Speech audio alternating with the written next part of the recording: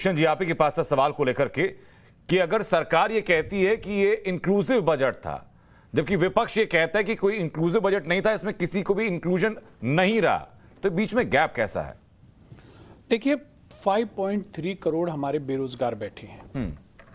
60% जो हमारी श्रम शक्ति है उनके पास काम नहीं है। पिछले साल जो ग्रेजुएट पोस्ट ग्रेजुएट हुए उनमें से 90 लाख लोगों को काम नहीं मिला। इनके लिए सरकार के पास कोई विजन नहीं है। 400 वंदे भारत ट्रेन चलाएंगे। अरे भैया तेजस का क्या हुआ? पूनावाला जी, तेजस कैसे बंद हो गई? एक जुमला छोड़ देते हैं, पुराने वाले को भूल जाते हैं कि पहले भी एक डायलॉग बोल रखा है। पिछला तो हिसाब दीजिए। रोजगार का सृजन कैसे होगा? आज 7 वर्ष के बाद भी सरकार के पास कोई रोड मैप नहीं है। देश का युवा लाठी खाता हुआ घूम रहा है लखनऊ की सड़कों पे, बारिश में, ठंड में। ये सरकार आपको जवाब देने का निरंकुश बनी हुई है, लेकिन इसके प्रवक्ता आते हैं, बोलते रहते हैं, एक घंटे बोलते हैं, 2 घंटे बोलते हैं। मैं लौट रहा हूं दुष्यंत जी, मुझे बताइए जरा। क्योंकि सवाल मुझसे ही मैं सरकार का प्रतिनिधि हूं, पूनावाला जी, मुझे यहाँ जवाब देने का भी मनरेगा पूरा जैसी मौका मिले। स्कीम जो गरीब के लिए है, जो गांव के लिए जवाब दे है, सकता हूं त्यागी उसका जी। पैसा आपने कम क्यों किया? बहुत डिबेट बाकी है सर, बहुत समय बाकी है, मुझे बताइएगा। लेकिन मुझे बताइए केपी सिंह साहब, मुझे बताइए त्यागी जी, एक सेकंड। मैं शहजाद आपके पास आ रहा हूं, बाकी शिकायतें लेकर के, बाकी सवाल लेकर के मैं आपके पास आऊंगा। शहजाद मुझे जवाब तो देने दीजिए। एक एक करके साहब पूरा जवाब दीजिएगा, बाकी लोग बाद में चला जाऊंगा।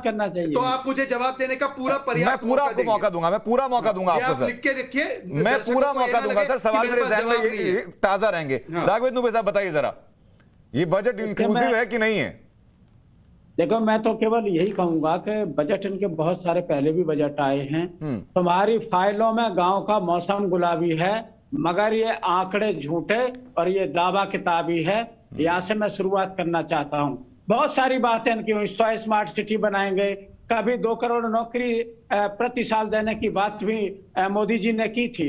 उल्टा आपने देखा होगा कि कोरोना काल में लगभग 12 करोड़ नौकरियां चली गई। तो जो इन्होंने बहुत सारे रोड में तेजस की अभी बात कर रहे थे कि तेजस की बात पहले कर रहे थे, वो कहाँ चली गई? कोई इनका रोड मैप नहीं है। दुबे साहब मुझे ये बताइए, देखिए 2 चीजें मैं स्पष्ट कर दूं सर, उसके बाद अपनी बातों को पूरे कीजिए कि आदम गुंडे का जो शेर आपने कहा, उन्होंने कांग्रेस की सरकार के लिए लिखा था, तो बदहाली वहां पर वैसी ही थी जैसे कि आप आज की बात कर रहे हैं। दूसरी बात है कि जो नौकरी जाने की बात कर रहे हैं, कोविड की पहली और दूसरी लहर के बीच, वो वैश्विक आपदा थी, वो हर जगह नौकरियां गई।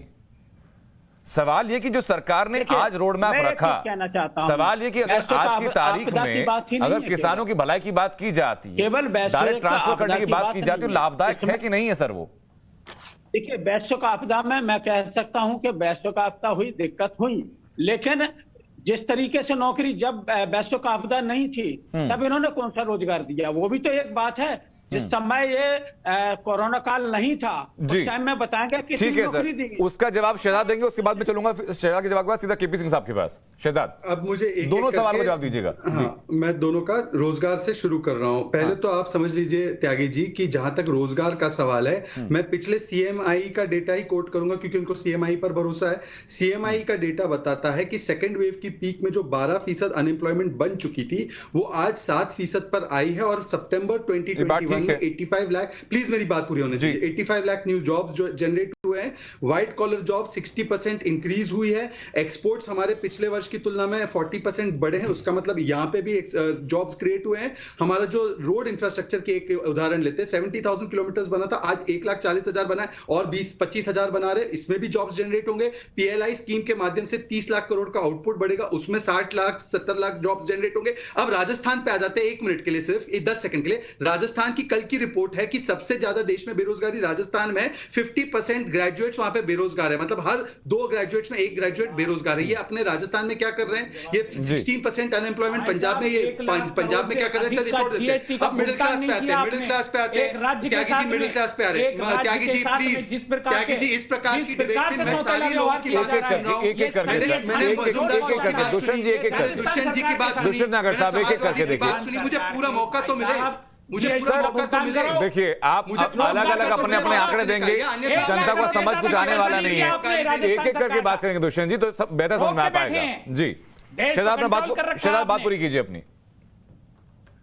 देखिए, जहां तक अब मिडिल क्लास की बात है, मैं मिडिल क्लास के विषय में बोलना चाहता हूं। आपको बता दूं कि हेल्थ, एजुकेशन, सोशल सर्विसेज, और इसमें मैं ये भी गिन रहा हूं जो हमने कोरोना काल में फ्री राशन दिया है 80 करोड़ लोगों को, इसमें हमने मनरेगा के दिन और उनकी वेतन बढ़ाकर भी दिया है। अगर आप तुलना करें तो इनके समय पर 8 लाख करोड़ कुल खर्च था, हमने 18 lakh crore social welfare spending की है। क्या ये मिडिल क्लास के पास नहीं जाता? मिडिल क्लास कौन है त्यागी जी? मिडिल क्लास केवल आप नहीं है, मिडिल क्लास बहुत सारे लोग हैं गरीब जो यहाँ पे इस डिबेट को देखने के लिए उनके पास समय भी नहीं होगा, उनको मिडिल क्लास माने नहीं माने।